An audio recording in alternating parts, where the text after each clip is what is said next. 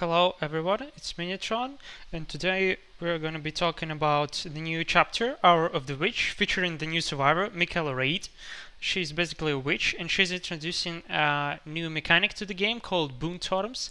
It's basically a survivor totems which take time to set up, but once they're set up, they gave some positive buffs to all survivors who are within the area. So let's overview her perks one by one. First is Clairvoyance.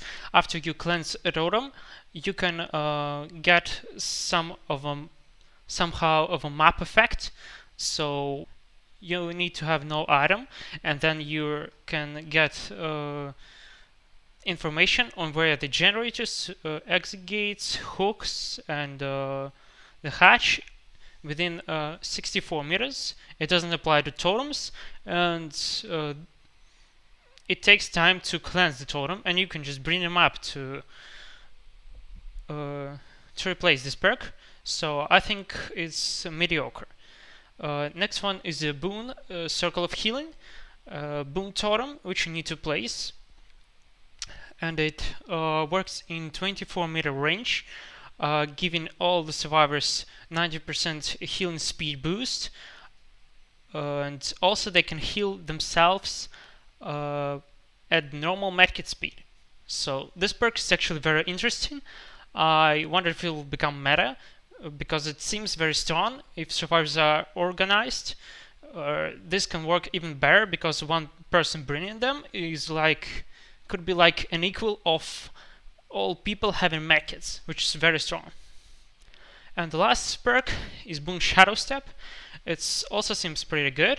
Also works in 24-meter range, and it basically hides all the auras which the killer sees, survivor auras, and also it hides survivor scratch marks if they are within this area, and if they leave it, this effect still works for 2 seconds. So this can be used good for stealth in indoor maps. This can be huge because you can lose survivor with Iron Wheel and this Boon Totem on a pretty large chunk of the map, and this perks seem great. Okay, once we looked at the survivor, let's also talk about balance changes. So at first, the key is finally getting nerfed by allowing the hatch to spawn only where the last survivor left. So the key will now only apply after the killer closes the hatch, which spawns only when the one survivor is remained in the trial. So you can have 4 3-man escapes after the killer is still having some gens to defend, which is finally happening. The key nerf was asked upon a long time ago. Finally, it's getting nerfed. For me, I think it might be an overkill, but it's still better than the previous hatch was. So I'm fine with that change. The trapper is also getting changed. His mostly items are reworked, and his base capacity finally increasing to 2, so he now can carry 2 traps by default. Also, a lot of items being changed, some new ones also incoming, but mostly they all rely on. But mostly they all help to accomplish similar things, which is camp in the basement with 6 million traps which are harder to disarm, or which disarm when you step through them, or something else. But at least Trapper is getting some buffs and some more variety in their builds. So that's a good change. The Wraith uncloaking speed boost is getting reduced from 1.25 seconds to 1 and 0 seconds. And his all-seeing blood is getting nerfed. Its range getting decreased. Well, wall hacking add-on is it's good that they're nerfing wall hacking add-ons, and cloak and speed boost. I think it matters, but I don't think it actually needed a nerf. But okay, fine. The Hillbilly has some add-ons tweaked.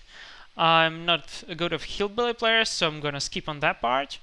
The nurse is getting her iridescent atom buffed, so basically she can have 3 charges, but her recharge time will be reduced by 50%. You can combine that with the recharge items, and it's pretty good. The shape is also getting some of his items buffed, which why not? Hug is getting her 1 atom buffed, quite an underused one, so it's also good. Pig is getting a lot of items reworked and changed and buffed, and her head popping items are actually getting nerfed, so that's all positive changes. The spirit is finally getting nerfed, which is very big. Right now you can with this update you can hear which direction is she approaching you. You can also hear her phasing even if you're within her terror radius, and it's actually really good. You can quite a bit understand where she's gonna appear from, what side of the loop she's coming from. She has still a lot of room to mind game you, and she's moving faster than you in her phase walk, so she can still outplay you, but you can outplay her, which is great. And standing still mind game, which was the most stupid thing about the spirit, is absolutely gone right now. So that's very positive. She also getting some new add-ons, which seem interesting and fun to try them out. That's all about the spirit. The plague is getting some quality of life changes. She will now throw a little bit of puke, the minimum, if you're holding the button of puking not enough. So it'll be like Huntress. So it is like Huntress now. When she doesn't release, when she releases the hatchet, only if you tap M2 for a slight moment. So also her cooldown move speed is increased to normal speed, and that feels so great. Also base infection time is increased, so Plague seems like much more powerful now. And also she has some items reworked and buffed, and some new items are also in place, so it's very actually fun to play Plague now. I'll surely try it out. The Dancelinger is getting nerfed in the same patch. Before, you cannot react to his shots because he shoots immediately, and he can fake his shooting with no penalty. That is now gone. He needs to aim for 0.6 seconds, and then after he cancels his power, he can only M1 after 0.4 seconds. So that's a big nerf, and it's much harder to shoot with Deathlinger now. I'm not a very good Deathlinger, let's be real, but it still feels bad because if you can hold his power while aiming, because it's not like Huntress. You while aiming with the Deathlinger are restricted in movements, so your camera is much more unresponsive. And also his terror radius is getting increased to a normal terror radius, so see, you won't sneak up on you, and it actually feels like a pretty good nerf. He's having some items changed, but mostly his items are still not very good. And I would like to see some buffs to Deathlinger in the future. Ghostface's recovery of his power is now increased from 30 seconds to 24 seconds. Not increased, but decreased, which is a very good thing. his items are nerfed accordingly. So that helps Ghostfaces with who are playing without any add-ons, but doesn't actually help Ghostfaces who want to run some interesting add-ons, because mostly Ghostfaces add-ons are bad. Blood's getting some add-ons tweaked. The Oni's top scope node is getting nerfed. It still feels better, much significantly better than the normal charge of power. But actually, its activation reduction is lessened from 1 second to 0.5 seconds. So it's still nice to save 0.5 seconds, and it's probably not that OP than before. Some survivor and killer perks are getting changed. Vigil right now has his recovery bonus increased. It also recovers you for broken, exposed, and oblivious status effect, which is nice. Guardian, formerly Babysitter, is giving you a 7% haste for the rescued survivor. And the killer no more sees your aura. So that's a little bit nice, but it's still underwhelming. For the people, is getting his cooldown and by being broken to 60 seconds from 90 seconds, which is very good. Windows of Opportunity, one of my favorite perks, now works on 32 mirrors and doesn't have a cooldown anymore, which is super nice. Repressed Lens has now generator repair requirement reduced to 45 seconds. Build to Last right now is also a bit refactored, so you need to when the item gets depleted, it doesn't come back automatically, but you need to go to a locker and spend there 12 seconds, and after that it will get refilled to 99, then if you do it again to 66, then to 33, and then it's over. So you still need to waste time in lockers, so it's not that OP, and I don't think that's such an influential change. Build to Last will still be very good if you want to bring some OP items with lots of charges. Enemies Necessary added the effect of seeing the dropped pellets, because why not? Nobody are actually getting buffed, so the Grunt of Pain is now 75% reduced, and recovery speed is increased, like with Unbreakable, to 25%, which is pretty nice, but it's still a downside of getting injured. Killer perks. Hex Retribution now works if you just cleanse totems, and increase aura reveal to 15 seconds, whatever. Blood Favor right now is not having a cooldown and works on special attacks, which is very good, and can come in clutch with some killers. Hexed Steel now triggers also on special attacks, but it's still not very good, because blindness doesn't do too much. Thrill of the Hunt right now does not inform you when survivors start cleansing, but at least it has increased penalty for both blessing and cleansing totems. Blessing is when you create in a boon totem.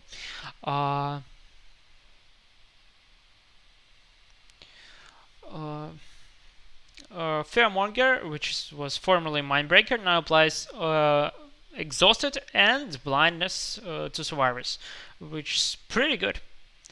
So overall, changes in this patch were very positive, lots of them. Sadly, I don't think we're gonna get a lot of those changes, but they were welcome. Mostly positive changes. Looking forward to trying them out more deeply. So that's about it. Hope you guys enjoyed the video. I'm gonna leave the rest of the matches play out with the sound on. If there is any more footage that hasn't shown up so far, and see you guys in the next one.